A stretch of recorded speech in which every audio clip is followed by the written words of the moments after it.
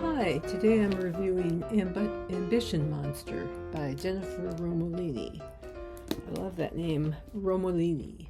That's nice. I really like this book.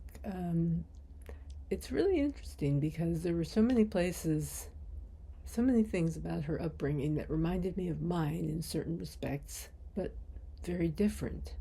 But similar in the sense of feeling like nobody was really minding the store as far as my upbringing was concerned, it seemed like.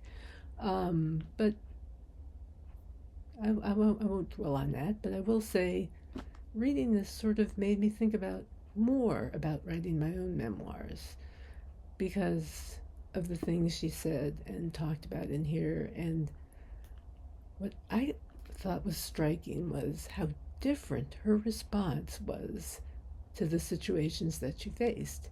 And I realized that it was a difference in her expectations in terms of what she wanted. She wanted all this, I don't know, glory in publishing or something. And I was like totally different.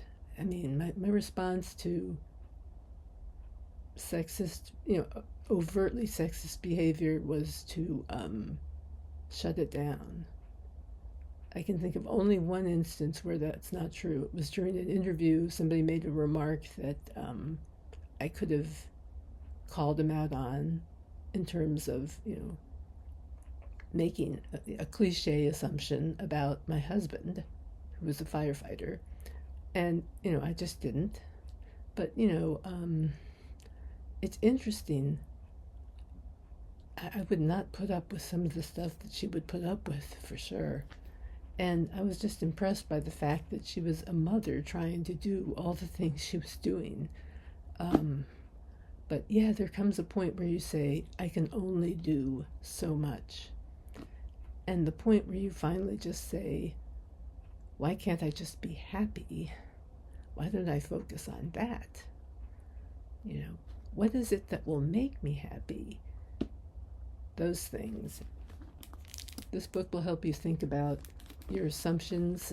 I don't know what your assumptions are about womanhood, but mine were different, I think, than many people's, or many people my age, I suppose, or older.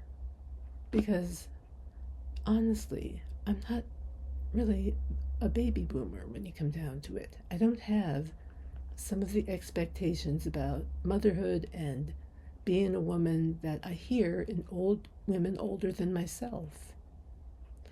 So I don't know.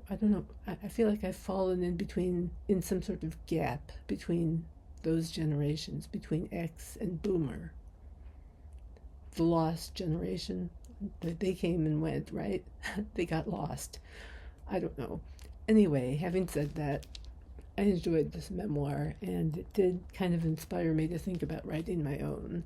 So thank you, Jennifer Romolini. Nice work. Take care, and I'll be seeing you.